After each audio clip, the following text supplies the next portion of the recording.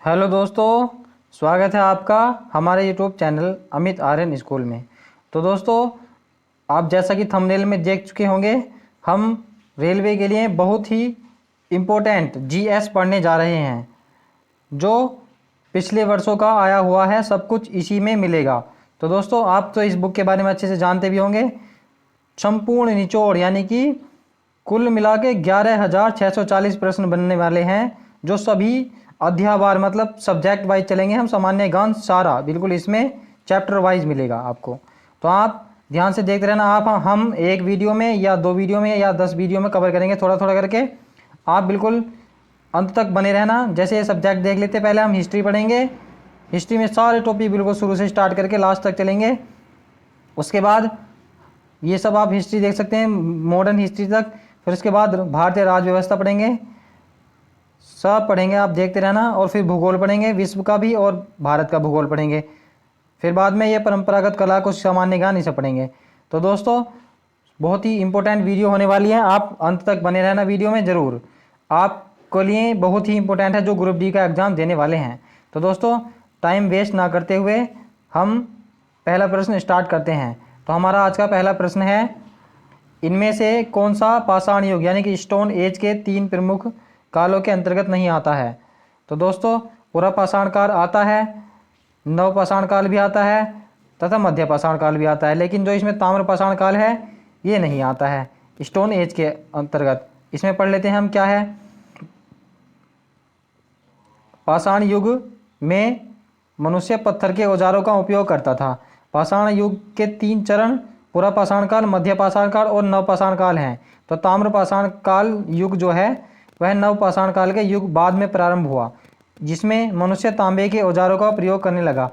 लगभग 5000 ईसा पूर्व में मनुष्य ने सर्वप्रथम तांबा धातु का ही प्रयोग किया। तो दोस्तों, इसी तरह से प्रत्येक क्वेश्चन का एनालिसिस देखते चलेंगे। आप बिल्कुल चिंता मत करो, बहुत ही इंपॉर्टेंट बुक है। दूसरा क्वेश्चन है, भीमबेटका की गुफाओं की खोज कब हुई थी? तो दोस्तों, इसका राइट आंसर है 1957 से 1958 के बीच में भीमबेटका की गुफाओं की खोज हुई थी, जो भारत के मध्य प्रदेश के रायसेन में स्थित हैं, रायसेन जिले में स्थित हैं। ये गुफाएं चारों तरफ से विंध्य पर्वतमालाओं से घिरी हुई हैं। यह एक पुरातात्विक गुफा आवास है जिसकी निरंतरता मध्य ऐतिहासिक काल तक रही। इसकी खोज डॉक्टर विष्णु श्रीधर वाकड़कर द्वारा 1957 से 1958 में की गई। वर्ष 2003 में यूनेस्को ने इसे विश्व धरोहर में स्थल घोषित कर दिया। तो दोस्तों, इंपॉर्टेंट बात है, 2003 में इसे यूनेस्को में भी शामिल कर लिया।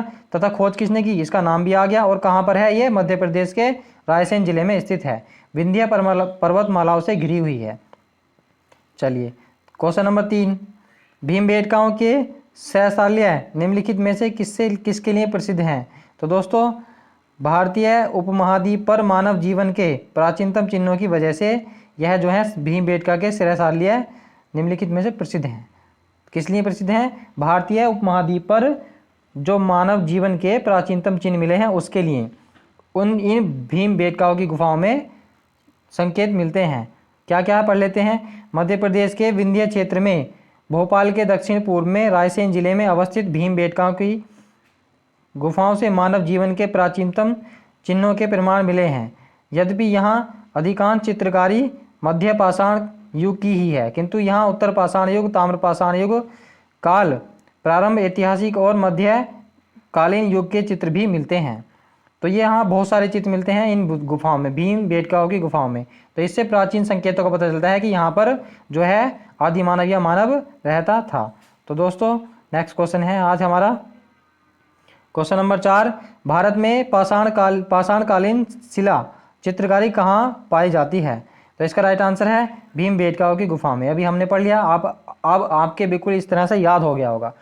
पाषाणकालीन जो है पत्थरों पर जो चित्रकला पाई जाती है, पत्थरों पर चित्र बने हुए हैं, तो वह कहाँ मिलती है? भीमबेटकाओं की गुफाओं में, जहाँ पर जो कहाँ पर है?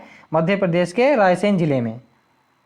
नेक्स्ट क्वेश्चन, निम्नलिखित में से कौन सा मानव गतिविधियों एवं सभ्यता के प्राक ऐतिहासिक कालों का कालानुक्रम है? सही कालानुक्रम यानी कि पहले कौन सा क्रम आया फिर उसके बाद कौन सा। तो दोस्तों, आपने पहले भी पढ़ा होगा, सबसे पहले आया पुरा पाषाण काल यानी कि जो पत्थरों से पहले का था, उसके बाद मध्य पाषाण काल, फिर नव पाषाण काल। तो 3 प्रकार आता है, कौन कौन सा? पुरापाषाण काल, मध्य पाषाण काल, मध्य आप जानते होंगे बीच का होता है, और नवविश नया यानी कि बाद का। तो प्राक ऐतिहासिक काल से तात्पर्य है इस इतिहास के उस युग से है जब मानव ने लिपि अथवा लेखन का विकास नहीं किया था। तो प्राक ऐतिहासिक काल में क्या था? ना तो उसको लिखना आता था ना कुछ आता था, और उसके जीवन पत्थरों के इर्द गिर्द ही सीमित था, इसलिए इसे पाषाण काल कहा जाता है, क्योंकि वह रहता भी गुफाओं में था और हथियार भी पत्थर के थे उसके। उसके बाद इस पाषाण काल तथा प्राक ऐतिहासिक काल को 3 भागों में बांटकर देखा जाता है, पुरापाषाण काल, मध्य पाषाण काल और नवपाषाण काल। इसके बारे में थोड़ा सा पढ़ लेते हैं। प्राक ऐतिहासिक काल का जो लक्षण क्या क्या है, इसमें क्या क्या मिला है? इसमें लिखित साक्ष्य उपलब्ध नहीं है, जैसे हमने अभी बताया उसको लिखना ही नहीं आता था, तो लिखित साक्ष्य मिले नहीं। पुरातात्विक साक्ष्य उपलब्ध हैं, यानी कि कुछ पुरानी चीज़ें जैसे गुफाएं हैं और बहुत सारी चीज़ें मिली हैं। उसके बाद आधे ऐतिहासिक काल में क्या है? लिखित साक्ष्य उपलब्ध हैं, इसमें लिखना आ गया था मानव पर, लेकिन लिपि जो है गूढ़ या अपठनीय है, उसको अभी पढ़ा नहीं जा सका, जैसे सिंधु घाटी सभ्यता की है, वो सिंधु घाटी सभ्यता इसी में आता है ना। उसके बाद है उदाहरण जैसे सैंधव सभ्यता, सिंधु घाटी सभ्यता, उसके बारे में हमने अभी बताया है आपको। उसके बाद है ऐतिहासिक काल में कौन कौन से आते हैं? पुरातात्विक एवं साहित्यिक साक्ष्यों के आधार पर है ऐतिहासिक काल, हम जानते हैं, जो सिंधु सभ्यता के बाद में, जैसे जैन धर्म वगैरह, उसके बाद सभी ऐतिहासिक काल ही चलता था बाद में। चलिए, सिंधु सभ्यता से कुछ क्वेश्चन है इंपोर्टेंट, अब हम पढ़ लेते हैं चैप्टर वाइज। दोस्तों बताया ना जैसे हमने कि एक एक चैप्टर वाइज करते चलेंगे, तो हमने पहले इतिहास का पुराना चैप्टर पढ़ लिया, अब हम उसके बारे में पढ़ेंगे। धोलावीरा राज्य में स्थित है, तो धोलावीरा कहाँ पर स्थित है? तो धोलावीरा जो है गुजरात राज्य में स्थित है, इसके बारे में कुछ पढ़ लेते हैं अब। तो धोलावीरा जो है गुजरात के कच्छ जिले के भचाऊ तालिका में स्थित पुरातात्विक स्थल है। इस स्थल की खोज 1968 में जगपति जोशी ने की थी। किसने की थी? जगपति जोशी के द्वारा की गई थी। तो दोस्तों यह है अभी भारत का 40वां जो है यूनेस्को धरोहर भी बन चुका है अभी 2021 में। उसके बाद है कलाकृतियों में, इसमें क्या क्या? टेराकोटा, मिट्टी के बर्तन, मोती, सोने एवं तांबे के गहने और जानवरों की मूर्तियां, उपकलश, कलश आदि मिले हैं। जुलाई 2021 में यूनेस्को ने धोलावीरा को 40वें विश्व धरोहर स्थल के रूप में घोषित किया है। इस प्रतिष्ठित सूची में शामिल होने वाला सिंधु घाटी सभ्यता का यह भारत का पहला स्थल है। कौन सा? धोलावीरा, जो गुजरात में स्थित है। नेक्स्ट क्वेश्चन है, बिल्कुल इत्मीनान से पढ़ते चलेंगे दोस्तों, अंत तक बने रहना वीडियो में। धोलावीरा, इससे आपकी सभी जीएस, सभी एग्जाम के लिए जीएस कवर हो जाएगी दोस्तों। उसके बाद है धोलावीरा एक पुरातात्विक स्थान किस समय अवधि से जुड़ी है? तो दोस्तों यह किस समय अवधि में है? यानी कि अभी हमने ऊपर बताया था, सिंधु घाटी सभ्यता से स्थित है यह धोलावीरा, जो गुजरात में स्थित है। तो इसमें ज़्यादा कुछ पढ़ने की बात नहीं, हमने बता दिया ऊपर कहाँ पर है स्थित है। उसके बाद है मोहनजोदड़ो में पाया गया विशाल अन्नागार द ग्रेट बाथ एक विशाल था। क्या था? आयताकार टैंक मिला वहाँ पर, जैसे टैंक सा बना हुआ है, जहाँ से पता चलता है यह नहाने के लिए, जैसे स्विमिंग पूल बनाते हैं ऐसे। तो मोहनजोदड़ो में पाया गया विशाल स्नानागार एक विशाल आयताकार टैंक था। मोहनजोदड़ो सिंधु घाटी सभ्यता का सबसे बड़ा स्थल था। इसकी खोज राखलदास बनर्जी ने 1922 में की थी। यहाँ से एक सील में 3 मुख वाले देवता यानी कि पशुपतिनाथ की मूर्ति भी मिली है। जबकि सिंधु घाटी से सॉरी हड़प्पा सभ्यता की खोज कब हुई थी? 1921 में हुई थी। वो किसने की थी? दयाराम साहनी ने। और मोहनजोदड़ो किसने? राखलदास बनर्जी ने 1922 में। चलिए नेक्स्ट क्वेश्चन है, वर्ष 1920 से 21 के आसपास किस नदी के किनारे खुदाई के दौरान हड़प्पा शहर मिला? तो हड़प्पा शहर दोस्तों यह पाकिस्तान के मोंटगोमरी जिले में रावी नदी के तट पर मिला। तो इसकी खोज किसने की थी? रावी नदी के तट पर है, खोज किसने की थी? दयाराम साहनी ने की थी। और माधव स्वरूप जो थे इनके वध से। तो खुदाई के दौरान कौन मिला? हड़प्पा शहर मिला। नेक्स्ट क्वेश्चन, सिंधु घाटी सभ्यता के किस शहर का शाब्दिक अर्थ मृतकों का टीला है? तो दोस्तों आप जानते होंगे मोहनजोदड़ो को जो है मृतकों का टीला कहा जाता है। तो मोहनजोदड़ो का सिंधी भाषा में अर्थ है मृतकों का टीला। यह दुनिया का सबसे पुराना नियोजित एवं उत्कृष्ट शहर माना जाता है। यह सिंधु घाटी सभ्यता का सबसे परिपक्व शहर है जो सिंधु नदी के दाएं किनारे लरकाना जिले में स्थित है। इसकी खोज राखलदास बनर्जी ने 1922 में की थी। चलिए नेक्स्ट क्वेश्चन, मोहनजोदड़ो का अर्थ क्या है? तो ये हमने बता दिया, मृतकों का टीला। मोहनजोदड़ो का अर्थ क्या है? मृतकों का टीला। अब पढ़ते हैं मोहनजोदड़ो कहाँ स्थित है? तो दोस्तों मोहनजोदड़ो जो है अभी बताया था हमने, मोहनजोदड़ो पंजाब के लड़काना ज़िले में स्थित है, सिंध प्रांत के लड़काना ज़िले में स्थित है, सिंधु नदी के तट पर, जिसकी खोज राखलदास बनर्जी ने 1922 में की थी। ये हमने पढ़ लिया ऊपर भी, तो ज़्यादा टाइम नहीं देते। इसके बाद हड़प्पा सभ्यता का कौन सा शहर विशिष्ट रूप से मनके बनाना, सीप काटना, धातु की वस्तुएं बनाना, मोहर बनाना और तराजू का निर्माण करना आदि कार्यों से सहित शिल्प कला उत्पादन के लिए समर्पित था। तो दोस्तों इसका राइट आंसर है चंद्रहुदड़ो। चंद्रहुदड़ो में ज़्यादातर ऐसा कहते हैं कि लेडीज़ का सामान ज़्यादा मिला है, जैसे बुनाई कढ़ाई ऐसे पेंटिंग। तो इसके बारे में कुछ पढ़ लेते हैं चंद्रहुदड़ो के बारे में बिल्कुल डिटेल। मोहनजोदड़ो से 80 मील दक्षिण में स्थित चंद्रहुदड़ो की खोज सर्वप्रथम 1930-31 में M.G. मजूमदार ने की थी, यानी कि गोपाल मजूमदार ने की थी। यहाँ सैंधव संस्कृति के अतिरिक्त प्राक हड़प्पा सभ्यता संस्कृति, जिसे झूकर और झाकर संस्कृति कहते हैं, के अवशेष मिले हैं। यहाँ के निवासी कुशल कारीगर थे।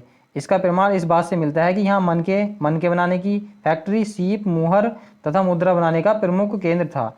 यह एकमात्र स्थल था जहाँ से वक्राकार ईंटें मिली हैं। तो ईंटों पर भी जो बिल्ली का पीछा करते हुए कुत्ते के पंजों के निशान यहीं से मिले हैं, चंद्रहुदड़ो से। चलिए नेक्स्ट क्वेश्चन है, सिंधु घाटी सभ्यता के निम्न में से किस स्थल को सबसे पहले खोजा गया? तो सबसे पहले जो है 1921 में दयाराम साहनी के द्वारा हड़प्पा सभ्यता का स्थान खोदा गया। इसी से इसका नाम हड़प्पा सभ्यता पड़ा, सिंधु घाटी सभ्यता का। तो दोस्तों इसके बारे में हमने ऊपर पढ़ लिया, तो ज़्यादा डिटेल में नहीं जाएंगे। नेक्स्ट क्वेश्चन है, पत्थर की बनी नृत्य करते हुए पुरुष की मूर्ति यानी कि नटराज की मूर्ति किस स्थान से पाई गई है? तो दोस्तों इसका राइट आंसर है हड़प्पा से। हड़प्पा से नटराज की मूर्ति, नृत्य करते हुए नटराज की मूर्ति मिली है। चूना पत्थर से बनी है, वह दाहिने पैर के बल पर खड़ा है और बाएं पैर नृत्य की मुद्रा में ऊंचा उठा है। इस मूर्ति को नटराज के आदि के रूप में घोतक माना गया। इसकी ऊंचाई कितनी है? 7 से 8 इंच की ऊंचाई है। नेक्स्ट क्वेश्चन, निम्न में से कौन सा हड़प्पा स्थल गुजरात में पाया गया? तो गुजरात में धोलावीरा पाया गया, हमने ऊपर पढ़ लिया था इसके बारे में। यह 40वीं धरोहर भी बन चुकी है, तो इसके बारे में ज़्यादा डिटेल में नहीं पढ़ेंगे। नेक्स्ट क्वेश्चन, निम्नलिखित में से कौन सा स्थल सिंधु घाटी सभ्यता का हिस्सा नहीं है? तो दोस्तों सिंधु घाटी सभ्यता का मोहनजोदड़ो भी है, लोथल भी है, हड़प्पा भी है, लेकिन ये उरुक ये शहर नहीं है। ये हमने सब पढ़ लिया ऊपर एक एक करके। नेक्स्ट क्वेश्चन, सिंधु घाटी सभ्यता के निम्न में से किन स्थलों में जलाशयों के साक्ष्य मिले हैं? तो जलाशय के साक्ष्य कहाँ से मिले? धोलावीरा से। धोलावीरा गुजरात के कच्छ के रण में स्थित है, यह हमने ऊपर ही पढ़ा था। जिसकी खोज किसने की थी? J.P. जोशी ने 1967 से 68 के बीच में की थी। यह नगर आयताकार बना था। यहाँ से एक विशाल जलाशय का साक्ष्य मिलता है। सुरकोटड़ा के कलश समाधान के साक्ष्य भी मिले हैं। रोपड़ से सेलखड़ी की मोहर मिली है। मृदभांड तथा कुल्हाड़ी आदि के साक्ष्य मिले हैं। यहाँ के निवासी जो है जल संचय की कुशल अभियांत्रिक कला से परिचित थे। तो धोलावीरा के बारे में हमने ये इंपॉर्टेंट फैक्ट पढ़ लिए हैं। नेक्स्ट क्वेश्चन, पुरातात्विक स्थल सुरकोटड़ा किस राज्य में स्थित है? तो सुरकोटड़ा जो है गुजरात में, ये भी गुजरात के कच्छ जिले में स्थित है। इस सभ्यता से हड़प्पा सभ्यता के विस्तार के प्रमाण मिले हैं। 1996 में इस स्थल की खोज जगपति जोशी ने की थी। यहाँ से पता चलता है कि हड़प्पा सभ्यता का विस्तार बहुत ही आगे तक था। अब हम कुछ स्थलों के नाम पढ़ लेते हैं, कहाँ कहाँ पर हैं। धोलावीरा, लोथल, रंगपुर और सुरकोटड़ा, ये चारों कहाँ पर हैं? गुजरात में हैं। आलमगीरपुर कहाँ पर है? यह उत्तर प्रदेश में है। आलमगीरपुर, यह मेरठ जिले का आलमगीरपुर उत्तर प्रदेश में है, हिंडन नदी के किनारे पर, जो सिंधु घाटी सभ्यता का सबसे पूर्वी स्थान भी है आलमगीरपुर। उसके बाद है कालीबंगा। कालीबंगा कहाँ पर स्थित है? राजस्थान में है। मांडा कहाँ स्थित है? जम्मू कश्मीर में स्थित है। दैमाबाद कहाँ पर स्थित है? महाराष्ट्र में। और रोपड़ कहाँ है? पंजाब में। तो यह दैमाबाद जो है सबसे दक्षिणी सिरा है सिंधु घाटी सभ्यता का। चलिए दोस्तों नेक्स्ट क्वेश्चन है, किस वर्ष में जर्मनी और इटली के पुरातात्विक विदों के एक दल ने मोहनजोदड़ो में सतत अन्वेषण शुरू किया था? तो इसका राइट आंसर है 1980 में। जर्मनी और इटली के जो इतिहासकार आए थे उन्होंने वहाँ पर छानबीन शुरू की थी, ऐसे कह सकते हैं। तो 1980 में जर्मन और इटली के पुरातात्विक विदों ने संयुक्त टीम ने मोहनजोदड़ो में सतत अन्वेषण को प्रारंभ किया।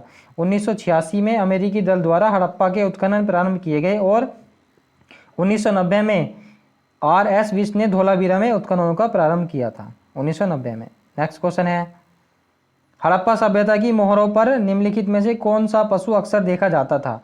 तो इसका राइट आंसर है बैल। तो बैल की जो फोटो है उनकी मोहरों पर हमेशा देखी जाती थी। हड़प्पा सभ्यता में पाई जाने वाली मोहरें आयताकार, गोलाकार, वर्गाकार और बेलनाकार थीं। इन मोहरों पर हाथी, गैंडा, बाघ, बकरी, बैल जैसे पशुओं की आकृति मिली है। लेकिन शेर के बारे में दोस्तों ये नहीं जानते थे। शेर का साक्ष्य सिंधु घाटी सभ्यता से नहीं मिला। हड़प्पा सभ्यता की मोहरें एशिया, मध्य एशिया के उम्मा एवं उर शहरों में तथा इनके साक्ष्य मोहनजोदड़ो, लोथल तथा कालीबंगा से मिले हैं। इन शहरों के यानी कि फारस की मोहरें यहाँ से मिली हैं। तो इससे पता लगाया जा सकता है कि ये व्यापारी थे, इनका व्यापार फारस तक जाता था, फारस के देशों तक। उसके बाद है, निम्नलिखित में से कौन सा हड़प्पा स्थल शिल्प कलाओं के उत्पादन के लिए संबंधित नहीं था? तो इसका राइट आंसर है मांडा। ये जम्मू कश्मीर में स्थित है। यह सबसे उत्तरी स्थान है। इसके बारे में पढ़ लेते हैं कुछ। जम्मू कश्मीर के चिनाब नदी के दाएं तट पर स्थित सिंधु घाटी सभ्यता का मांडा स्थल जो है शिल्प कलाओं के उत्पादन से संबंधित नहीं है, जबकि बालाकोट से बहुतायत में सीप की बनी चूड़ियों के टुकड़े प्राप्त हुए हैं तथा चंद्रहुदड़ों से भी मिली हैं ईंटें, हमने ऊपर बताया था। उसके बाद नागेश्वर से शंख की बनी हुई चूड़ियाँ, करछियाँ, पच्चीकारी की वस्तुएं प्राप्त हुई हैं। बस एक मांडा ही स्थान ऐसा है जिससे कुछ भी पेंटिंग जैसा कुछ बनाने का प्राप्त नहीं हुआ। नेक्स्ट क्वेश्चन है, 1944 में भारतीय पुरातत्व सर्वेक्षण के महानिदेशक के रूप में किसने पदभार संभाला और हड़प्पा की खुदाई का जिम्मा लिया? तो इसका राइट आंसर है रेम व्हीलर ने। तो Sir Robert Eric Mortimer Wheeler ने, इसका लंबा नाम है, REM से क्या है, रॉबर्ट एरिक मार्टिमर व्हीलर ने 1944 में भारतीय पुरातत्व सर्वेक्षण के महानिदेशक का पदभार संभाला और हड़प्पा की खुदाई का जिम्मा लिया था। नेक्स्ट क्वेश्चन, प्रसिद्ध सिंधु घाटी स्थल मोहनजोदड़ो की पहली बार खुदाई किस प्रख्यात भारतीय पुरातत्वविद द्वारा की गई थी? तो इसका राइट आंसर है RD बनर्जी, राखल दास बनर्जी के द्वारा मोहनजोदड़ो का शाब्दिक अर्थ क्या है, मृतकों का टीला, हम ऊपर पढ़ ही चुके हैं तथा इसका पता भी पढ़ चुके हैं। कहाँ पर है? पाकिस्तान के सिंध प्रांत के लड़काना जिले में सिंधु नदी के तट पर स्थित है। क्या ये मृतकों का टीला यानी कि मोहनजोदड़ो। इसकी खोज किसने की थी? राखल दास बनर्जी ने 1922 में की थी। चलिए यहाँ से क्या क्या मिला? विशाल अन्नागार मिला है, विशाल स्नानागार। यह कितना लंबा है? 11.88 मीटर लंबा, 7.01 मीटर चौड़ा तथा 2.43 मीटर गहरा है। तो मोहनजोदड़ो की सबसे बड़ी इमारत जो है यह विशाल अन्नागार है, जो 45.71 मीटर लंबा और 15.23 मीटर चौड़ा है। यहाँ से प्राप्त अन्य अवशेषों में कांसे की नृत्य करती हुई नारी की मूर्ति, योगी की मूर्ति, मुद्रा पर अंकित पशुपतिनाथ की यानी कि शिव की पशुपतिनाथ की मूर्ति, घोड़े के दांत इत्यादि, ये सब चीज़ें मोहनजोदड़ो से प्राप्त हुए हैं। चलिए नेक्स्ट क्वेश्चन है, ये दोस्तों कोई ना कोई क्वेश्चन किसी न किसी एग्जाम में पूछा गया है, तो आप ध्यान से देख सकते हैं, इसमें कोई भी झूठ वाली बात है नहीं। सिंधु घाटी सभ्यता कितने वर्ष पुरानी है और दक्षिण में गंगा नदी के निचले क्षेत्रों व उत्तर में मालवा तक फैली हुई है? तो दोस्तों यह कितनी पुरानी है? सिंधु घाटी सभ्यता जो है 3000 ईसा पूर्व पुरानी है। सिंधु घाटी सभ्यता को हड़प्पा सभ्यता भी कहा जाता है, यह पता है आपको सबको। हड़प्पा नामक स्थल जब मिला उसके नाम पर इसका हड़प्पा नाम कर दिया गया, जिसकी खोज किसने की थी? 1921 में दयाराम साहनी ने। चलिए हमने कई बार पढ़ लिया। एनसीईआरटी के अनुसार कितने 2600 से 1900 के बीच में माना जाता है, जबकि जो पुराने अभिलेख मिले उनसे 2550 ईसा से 1900 ईसा ईस्वी तक मानते, ईसा पूर्व तक मानते हैं। और रेडियो कार्बन यानी कि जिससे पुरातत्व का पता निकालते हैं पुरानी चीज़ों का, जैसी नवीन विश्लेषण पद्धति के द्वारा सिंधु घाटी सभ्यता का जो है 2500 से 1700 ईसा पूर्व तक माना जाता है। ये ऑथेंटिक है, ये सबसे ज़्यादा पढ़ा भी जाता है। कुछ इतिहासकार जो है सिंधु घाटी सभ्यता की तिथि 3250 ईसा पूर्व से 2750 ईसा पूर्व तक मानते हैं। तो हमने सभी के बारे में बता दिया, आप सभी को याद रखेंगे। नेक्स्ट क्वेश्चन है, खालिस्तान का विकास 5000 BC से मालवा के दक्षिण की ओर एवं उत्तर की ओर गंगा घाटी के पूरे तलहटी क्षेत्र में हुआ था। तो इसका राइट आंसर वही है, सिंधु घाटी सभ्यता का विकास जो है 5000 BC पूर्व ईसा पूर्व मालवा के दक्षिण की ओर एवं उत्तर की ओर गंगा घाटी के पूरे तलहटी में फैला हुआ था। नेक्स्ट क्वेश्चन, हड़प्पा सभ्यता 2500 बीसी के आसपास विकास किया था, आज उन्हें हम क्या कहते हैं? तो इसका राइट आंसर है पश्चिमी भारत और पाकिस्तान कहते हैं। जहाँ जहाँ पर ये भारत का नक्शा है, जैसे ऐसे मान लेंगे यहाँ पर पाकिस्तान यहाँ फैला हुआ है, सारी सिंधु घाटी सभ्यता ऐसे त्रिभुजाकार इसकी आकृति है। नेक्स्ट क्वेश्चन, भारत का इतिहास सिंधु घाटी सभ्यता के जन्म से शुरू होता है, जो लगभग अस्तित्व में आई कब से? 2500 ईसा पूर्व से। हमने बताया था ना, 2500 ईसा से 1750 ईसा पूर्व तक सिंधु घाटी सभ्यता का विकास हम मानते हैं। नेक्स्ट क्वेश्चन है, सिंधु घाटी सभ्यता की सबसे महत्वपूर्ण विशेषता क्या थी? तो सिंधु घाटी सभ्यता की जो थी, ईंटों के बने भवन, यानी कि यह एक नगरीय सभ्यता थी।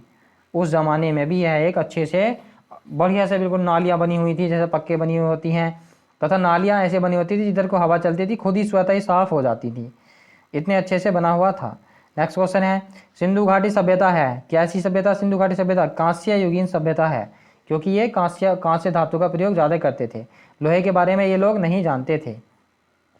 तांबे और टीन का मिश्रण होता था कांसा। सिंधु घाटी सभ्यता के 1400 केंद्रों को खोजा जा चुका है, जिसमें 925 केंद्र भारत में हैं। यह सिंधु घाटी सिंधु सभ्यता और उसकी सहायक नदियों के पास, सिंधु नदी और उसके सहायक नदियों के पास विस्तृत थी। नेक्स्ट क्वेश्चन, सिंधु सभ्यता के लोग बनाने के लिए तांबे और टीन का उपयोग करते थे, तो तांबे और टीन को मिलाकर क्या बनाते थे? वो कांसा बनाते थे। हमने ऊपर पढ़ लिया, इन दोनों को मिलाकर कांसा बनता था। नेक्स्ट क्वेश्चन, निम्नलिखित में कौन सा सिंधु घाटी सभ्यता का महत्वपूर्ण स्थल नहीं है? तो कालीबंगा तो है, मोहनजोदड़ो भी है, हड़प्पा भी है, लेकिन आजमगढ़ नहीं है। आजमगढ़ तो ये उत्तर प्रदेश का एक ज़िला है। तो और बाकी हम सब ने पढ़ लिए, और कुछ स्थानों के बारे में ये लिखा है, आप इनको पढ़ सकते हैं। नेक्स्ट क्वेश्चन है, मोहनजोदड़ो का अन्य नाम क्या है? मुर्दों का टीला, मृतकों का टीला, ये हम सब ने पढ़ लिया ऊपर, तो इसको दोबारा पढ़ने की जरूरत है नहीं। नेक्स्ट क्वेश्चन, हड़प्पा के लोग निम्नलिखित में से किस भगवान की पूजा करते थे? तो हमने बताया था आपको, विष्णु की पूजा करते थे, पशुपतिनाथ की। मोहनजोदड़ो की एक मोहर पर स्वास्तिक चिन्ह तथा एक पर त्रिमुखी पुरुष को सिंहासन योग मुद्रा में बैठे हुए दिखा है, जिसे शिव का आदि रूप माना जाता है। उसके दाईं तरफ क्या है? एक हाथी, बाघ तथा बाएं तरफ गैंडा, भैंसों का अंकन है, लेकिन शेर, जैसे हमने बताया, शेर नहीं है। हड़प्पा सभ्यता के लोग धरती को उर्वरता की देवी मानकर उसकी पूजा करते थे। पशु, पक्षी, जल, वृक्ष, सर्प, अग्नि आदि की पूजा भी हड़प्पा सभ्यता में होती थी। हड़प्पा सभ्यता के लोग भगवान विष्णु की पूजा नहीं करते थे।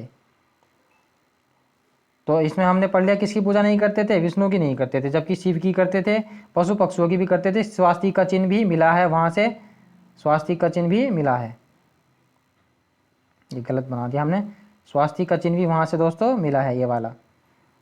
नेक्स्ट क्वेश्चन, सिंधु घाटी सभ्यता के लोग किसकी पूजा करते थे? पशुपतिनाथ की पूजा करते थे, ये हमने पढ़ लिया था। सिंधु घाटी सभ्यता एक नगरीय सभ्यता थी, ये भी हमने पढ़ लिया। 3 मुख वाले देवता की मूर्ति मिली है मोहनजोदड़ो से, स्नानागार मिला है, और इसकी जो लिपि है वह भाव चित्रात्मक लिपि है, जो आज तक नहीं पढ़ी गई है। तो दोस्तों, सिंधु घाटी सभ्यता का चैप्टर कंप्लीट हुआ। अब हम क्या पढ़ेंगे? वैदिक सभ्यता के बारे में पढ़ेंगे। तो सबसे पुराना वेद है, तो सबसे पुराना वेद कौन सा है दोस्तों? ऋग्वेद जो है सबसे पुराना वेद कहलाता है। उसके बारे में कुछ चीज़ हैं, पढ़ लेते हैं, बिल्कुल डिटेल में पढ़ेंगे, इससे आपकी एक भी क्वेश्चन बाहर नहीं जाएगा, किसी भी तरीके से क्वेश्चन बनेगा आप उसको कवर कर सकते हैं। रचनाओं के क्रमबद्ध के ज्ञान के संग्रह को ऋग्वेद कहते हैं। रचनाओं के क्रमबद्ध ज्ञान के संग्रह को ऋग्वेद कहते हैं। ऋग्वेद सबसे पुराना वेद है। इसमें 10 मंडल, 1028 सूक्त एवं 10,462 ये ऋचाएँ या मंत्र हैं। हालांकि मंत्रों की संख्या के बारे में विद्वानों में मतभेद है। इस वेद में ऋचाओं के पढ़ने वाले पुरोहित को होत्र कहते हैं। विश्वामित्र द्वारा रचित ऋग्वेद के 3रे मंडल में सूर्य देवता सावित्री को समर्पित प्रसिद्ध गायत्री मंत्र है। कौन से मंडल में है? ऋग्वेद के 3रे मंडल में गायत्री मंत्र है। तो ये पूछा जाता है कहाँ से लिया गया है? ऋग्वेद से ही लिया गया। इसके 9वें मंडल में देवता सोम का उल्लेख है, सोम देवता का उल्लेख है। चलिए नेक्स्ट क्वेश्चन है, ऋग्वेद में ऐसे मंत्र हैं जिनमें अप्रमाणिक वल लिख्य भजन हैं। तो इसका राइट आंसर है कितना है? 1028 ज़्यादा माने जाते हैं, जिसके बारे में विद्वानों में बहुत ही मतभेद है, पक्का नहीं कह सकते। नेक्स्ट क्वेश्चन है, ऋग्वेद में मंत्र हैं तो कितने हैं? 1028, अभी पढ़ा है हमने ऊपर। उसके बाद है वेदों का इनमें से कौन सा अंग जटिल शब्दों के अर्थ के एवं व्याख्या के लिए प्रयुक्त है? तो इसका राइट आंसर है निरुक्त। निरुक्त जो है इनके जटिल शब्दों के लिए प्रयुक्त है। इसके बारे में पढ़ लेते हैं। वेदों के अंग को वेदांग कहा जाता है। वेदांगों की संख्या 6 है। कौन कौन सी? शिक्षा, व्याकरण, निरुक्त, छंद, ज्योतिष और कल्प। कौन से हैं वेदांग? 6 वेदांग हैं। शिक्षा, व्याकरण, निरुक्त, छंद, ज्योतिष और कल्प। इनमें से वेदों का अंग निरुक्त जो है यह जटिल शब्दों के अर्थ एवं व्याख्या के लिए प्रसिद्ध है। जो कठिन शब्द व्याकरण की पहुंच से बाहर थे उन्हें उनके अर्थ जानने के लिए निरुक्त की रचना हुई। कुछ शब्द जो हैं दोस्तों जो व्याकरण की सहायता से नहीं पढ़े गए तो उसका किसी निरुक्त की रचना हुई। निरुक्त के रचयिता जो हैं यास्क हैं। यास्क मुनि ने निरुक्त को व्याकरण का पूरक माना है, यानी कि उल्टा माना है बिल्कुल। तो दोस्तों इंपॉर्टेंट फैक्ट हैं, आप ध्यान से पढ़ते चलेंगे। नेक्स्ट क्वेश्चन, भारत का राष्ट्रीय आदर्श वाक्य सत्यमेव जयते अर्थात सत्य की हमेशा विजय होती है किस प्राचीन भारतीय शास्त्र से उद्धृत है? तो दोस्तों यह मुंडोपनिषद से लिया गया है, सत्यमेव जयते। इसका उल्लेख जो है सम्राट अशोक द्वारा बनाए गए स्तंभ सारनाथ में है, जिसे हूबहू भारत के राष्ट्रीय प्रतीक में शामिल किया गया है। राष्ट्रीय प्रतीक भी क्या है? सत्यमेव जयते। यह तो वाक्य है, अशोक चिन्ह जो है अशोक।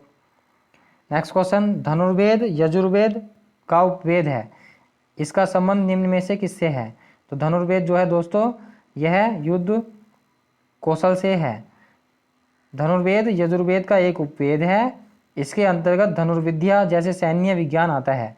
धनुर्वेद एक शास्त्र है जिसमें धनुष चलाने की विद्या का निरूपण किया गया है। मधुसूदन सरस्वती ने अपने प्रस्थान भेद नामक ग्रंथ में धनुर्वेद को यजुर्वेद में उपवेद लिखा है। तो धनुर्वेद किससे संबंधित है? युद्ध कौशल से। नेक्स्ट है, निम्न में से किस वेद में संगीत से संबंधित ज्ञान संग्रहित है? तो संगीत का कौन सा है? साम वेद। यह जो है संगीत से संबंधित है। साम का अर्थ होता है गान से है। तो सामवेद में संकलित मंत्रों को देवी देवताओं की स्तुति के समय गाया जाता था जब उनकी पूजा करते थे। सामवेद में कुल 1875 ऋचाएं हैं, मंत्र हैं। इनमें से 75 ही सामवेद के हैं, शेष जो है ऋग्वेद से ही ग्रहण किए गए हैं, क्योंकि ऋग्वेद में कितने? 1028। नेक्स्ट है 1028 सूक्त। नेक्स्ट है, वेदों को इंडो आर्यन सभ्यता का सर्वप्रथम साहित्यिक अभिलेख माना जाता है। इनमें शामिल 4 वेदों के नाम हैं, कौन कौन से? ऋग्वेद, सामवेद, यजुर्वेद और चौथा कौन सा बचा? अथर्ववेद बचा है। वेदों को इंडो आर्यन सभ्यता का सर्वप्रथम साहित्यिक अभिलेख माना जाता है। इसमें कौन कौन से हैं? तो महर्षि कृष्ण द्वैपायन वेदव्यास ने की थी इसका संकलन, किसका? वेदों का। उसके बाद है वेद का अर्थ होता है ज्ञान। इनमें आर्यों के आगमन व बसने की जानकारी मिलती है। वेद 4 हैं, कौन कौन से? ऋग्वेद, यजुर्वेद, सामवेद और अथर्ववेद। इन चारों वेदों को क्या कहा जाता है? संहिता कहा जाता है। ये भी इंपॉर्टेंट बात है, याद रखेंगे। फिर है मुंडक उपनिषद निम्नलिखित में से किससे संबंधित है? तो मुंडक उपनिषद जो है अथर्ववेद से संबंधित है। मुंडक उपनिषद अथर्ववेद की शोनकीय शाखा उपनिषद है। इस उपनिषद में 3 मुंडक हैं। प्रत्येक मुंडक के 2-2 खंड हैं तथा कुल 64 मंत्र हैं। मुंडोपनिषद को मंत्रोपनिषद के नाम से भी जाना जाता है। भारत के राष्ट्रीय प्रतीक में अंकित सत्यमेव जयते ही शब्द की मुंडोपनिषद से लिया गया है।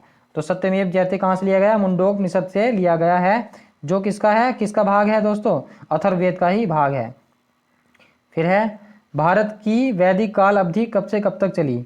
तो दोस्तों इसको 1500 से 500 BC तक माना जाता है, ईसा पूर्व तक माना जाता है। सिंधु घाटी के सभ्यता के पतन के बाद जो नवीन संस्कृति प्रकाश में आई तो वह यही थी, कौन सा? वैदिक काल था।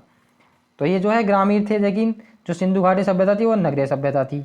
नेक्स्ट क्वेश्चन, निम्नलिखित में से कौन सा वेद जादुई अनुष्ठानों और वशीकरण के बारे में बताता है? तो दोस्तों यह है अथर्ववेद, इसलिए इसको एक वेद ही नहीं माना जाता। अथर्ववेद को ब्रह्म वेदों भी कहा जाता है। इसमें जादुई टोने ये सब बातें ज़्यादा हैं। अथर्वा ऋषि के नाम पर इस वेद का नाम अथर्ववेद पड़ा। इस वेद की रचना में सबसे बाद में हुई। इसमें 20 अध्याय हैं, 731 या 730 सूक्त हैं, 5987 मंत्र हैं। इसमें वशीकरण, जादू टोना, भूत प्रेतों व औषधियों से संबंधित मंत्रों का वर्णन है। काशी के प्राचीनतम उल्लेख इसी अथर्ववेद में मिलता है। नेक्स्ट क्वेश्चन, यजुर्वेद में यजुर का अर्थ क्या होता है? तो यजुर्वेद में यजुर का अर्थ होता है दोस्तों बलिदान है। यजुर्वेद हिंदू धर्म का एक महत्वपूर्ण श्रुति धर्म ग्रंथ है। इसमें यज्ञ एवं बलि की प्रक्रिया के बारे में बताया गया है। यह हिंदू धर्म के 4 प्रमुख ग्रंथों में से एक है। तो 4 ग्रंथों के नाम हमने बता ही दिया आपको। तो यजुर्वेद का मतलब क्या है दोस्तों? यजुर का बलिदान। यजुर्वेद में यजुर का अर्थ क्या है? बलिदान। नेक्स्ट है, निम्न में से किस वेद में बीमारियों का उपचार दिया गया है? तो इसका राइट आंसर है अथर्ववेद। अथर्ववेद में जो है बीमारियों का उपचार दिया गया है। सामवेद सामवेद किससे संबंधित है? संगीत से। और ऋग्वेद तो आप जानते हैं बहुत ही इंपॉर्टेंट है। अथर्ववेद में बीमारियों के उपचार के बारे में बताया गया है ज़्यादातर। इसमें इतनी ही बात याद रखेंगे बस। नेक्स्ट क्वेश्चन है, निम्नलिखित में किस उपनिषद में वसुधैव कुटुंबकम का शब्द उल्लेख किया गया है? तो इसका राइट आंसर है महा उपनिषद में वसुधैव कुटुंबकम का उल्लेख किया गया है, जिसका अर्थ है सारी धरती ही अपना परिवार है। धरती ही परिवार होता है, सारा संसार।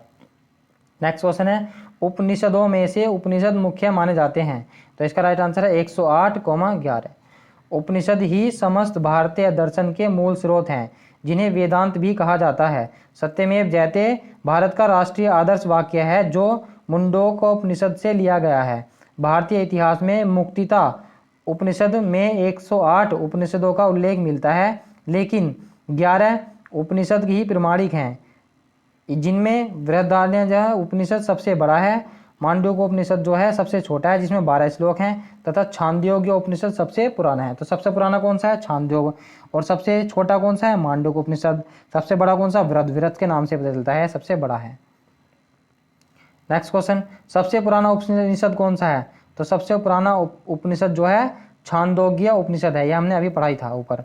नेक्स्ट क्वेश्चन है, प्रारंभिक भारतीय दार्शनिक के अनुसार प्रत्येक वस्तु कितने मूल तत्वों से मिलकर बनी होती है? तो प्रत्येक वस्तु जो है 5 मूल तत्वों से बनकर बनी होती है। कौन कौन से हैं? भगवान नाम, जैसे भगवान से याद कर सकते हैं इसको, भगवान। भूमि, गगन, वायु, अग्नि, नीर, पानी, ये सब इन चीज़ों से मिलकर इंसान का शरीर भी बना हुआ है। तो ये 5 तत्व होते हैं। नेक्स्ट क्वेश्चन है, कंठोपनिषद के नचिकेता, कंठोपनिषद में नचिकेता नामक एक किशोर और देवता के बीच हुई बातचीत दर्ज है। निम्नलिखित में से कौन सा देवता नचिकेता के बारे में बात कर रहा है? तो इसका राइट आंसर है भगवान यम। जब वह भगवान यमराज से बात करते हैं नचिकेता, यह आपने छोटी क्लासों में बुक में पढ़ी होगी कहानी। कंठोपनिषद ने नचिकेता एवं देवता यम के मध्य हुई जो बात है वह दर्ज की गई है। यह कृष्ण यजुर्वेद शाखा का उपनिषद है। इस उपनिषद के रचयिता कौन है? कठ नामक आचार्य हैं। तो दोस्तों इंपॉर्टेंट बात है, इसको याद रखेंगे। अब दोस्तों हमने वैदिक काल पढ़ लिया, अब उसके बाद हम महाजनपद काल के बारे में आ जाते हैं।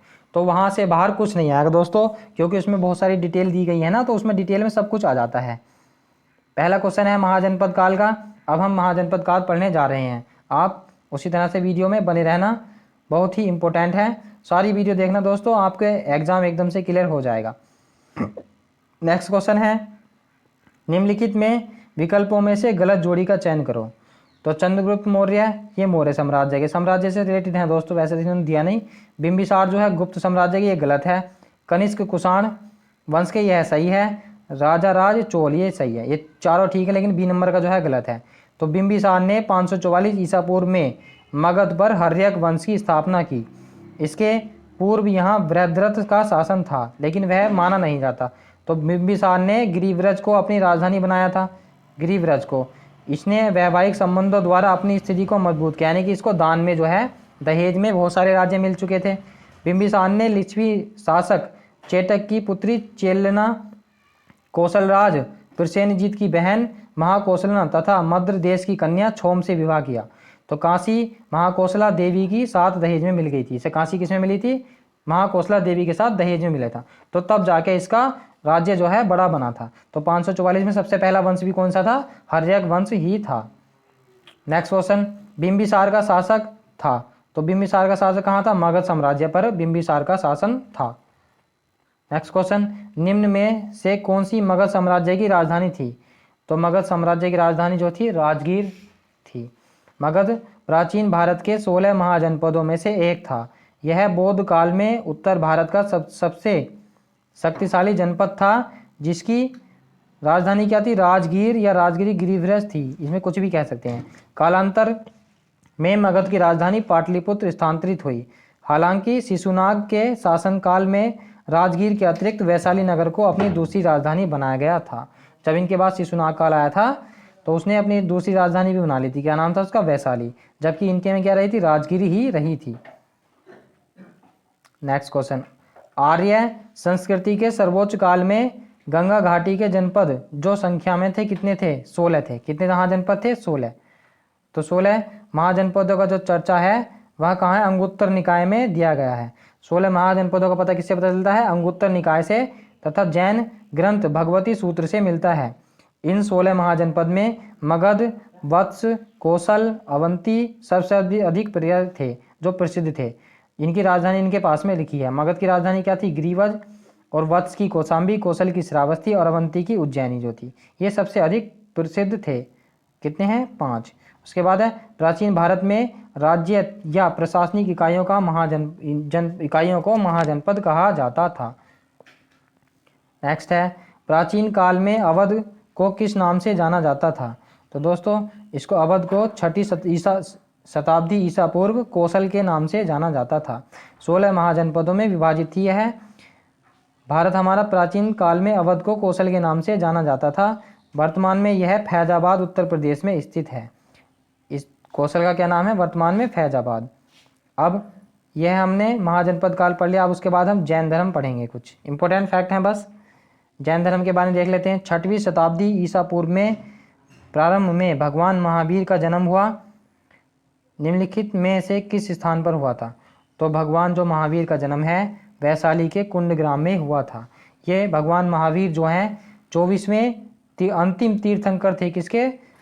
जैन धर्म के। जबकि पहले कौन थे? ऋषभ देव थे। पहले ऋषभ देव थे जिन्होंने जैन धर्म की स्थापना की थी।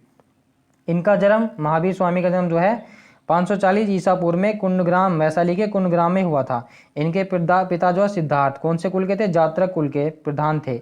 और माता का नाम क्या था? त्रिशला था, जो लिच्छवी नाम की राजकुमारी थी। राजतक चेटक की बहन थी। विदित है कि जैन धर्म के संस्थापक प्रथम तीर्थंकर कौन थे? ऋषभ देव थे। यह हमने आपको अभी बताया ही था। तो भगवान महावीर का मूल नाम क्या था? तो भगवान महावीर का नाम जो था महावीर था और वर्धमान था। जबकि गौतम बुद्ध का क्या नाम था? सिद्धार्थ था।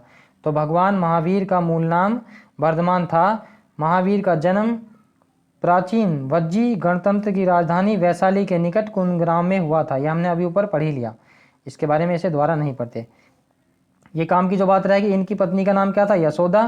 तो महावीर को जाम्भिक के समीप ऋजुपालिका नदी के तट पर कैवल्य यानी कि ज्ञान प्राप्त हुआ। ज्ञान प्राप्ति को जैन धर्म में क्या कहा गया है? कैवल्य कहा गया है।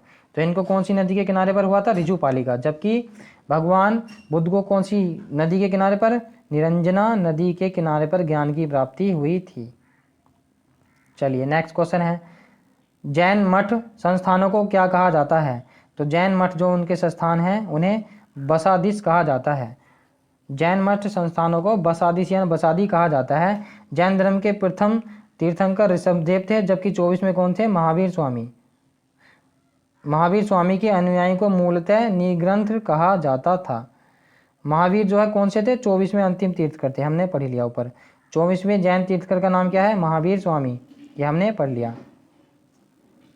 अब इसमें कुछ इंपॉर्टेंट बात है, यहाँ पढ़ेंगे हम। देखो, महावीर स्वामी का जन्म 599 में कुंडग्राम में हुआ था। पहले तीर्थंकर कौन थे? ऋषभदेव। इनका जो बाद में है, इनका धर्म जो है 2 विभागों में बढ़ गया। कौन कौन से? श्वेतांबर और दिगंबर। जो सफ़ेद वस्त्र पहनते थे वो श्वेतांबर, जो नंगे रहते थे वो दिगंबर कहलाते थे। तथा इन्होंने 3 त्रिरत्न दिए। जैन धर्म के कौन से त्रिरत्न है? सम्यक ध्यान, 2 सम्यक दर्शन, सम्यक ज्ञान और सम्यक आचरण। ये त्रिरत्न है जैन धर्म के, सम्यक दर्शन, सम्यक ज्ञान और सम्यक आचरण। नेक्स्ट क्वेश्चन है, पार्श्वनाथ जो एक क्षत्रिय और बनारस के राजा अशुसेन का पुत्र था, वह जैन तीर्थंकर था। कौन से नंबर का था? तो ये जो है 23वें नंबर के तीर्थंकर थे जैन पार्श्वनाथ। इनका प्रतीक चिन्ह क्या था? सर्प फन था। जैन धर्म के प्रथम जो है इनका आदिनाथ यानी कि शब्द, इनका प्रतीक चिन्ह क्या था? वृषभ था। नेक्स्ट क्वेश्चन, त्रिरत्न की अवधारणा से संबंधित है। तो त्रिरत्न किसमें है? जैन धर्म में। हमने पढ़े थे अभी, सम्यक दर्शन, सम्यक ज्ञान एवं सम्यक आचरण। बौद्ध धर्म के भी 3 रत्न हैं। कौन कौन से हैं? धम्म और संघ। नेक्स्ट क्वेश्चन, निम्नलिखित में से अनुसरण किए जाने वाले पहले धर्म और पवित्र पुस्तिका की कौन सी जोड़ी गलत है?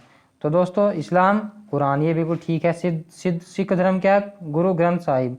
जैन धर्म जो है ये उपनिषद नहीं, ये गलत है। ईसाइयों की बाइबल ये ठीक है, ये बस ये वाली गलत है। तो इसके बारे में पढ़ लेते हैं हम। जैन धर्म जैन साहित्य का प्राचीनतम भाग जो है आगम कहलाता है, उपनिषद नहीं कहलाता। जैन रचनाकारों ने पुराण काव्य, चरित्र काव्य तथा काव्य रस आदि की ग्रंथों की रचना की थी। नेक्स्ट क्वेश्चन, शब्द श्वेतांबर किससे जुड़ा है? तो यह जैन धर्म से जुड़ा है। जो सफ़ेद वस्त्र धारण करते थे उसी को श्वेतांबर कहा जाता था। तो दोस्तों बौद्ध धर्म के बारे में हम नेक्स्ट वीडियो में पढ़ेंगे। आज वीडियो ज़्यादा लंबी हो जाएगी। तो दोस्तों पूरी बुक पढ़ने के लिए हमारे चैनल पर अंत तक जरूर बने रहें और हमारे चैनल को सब्सक्राइब जरूर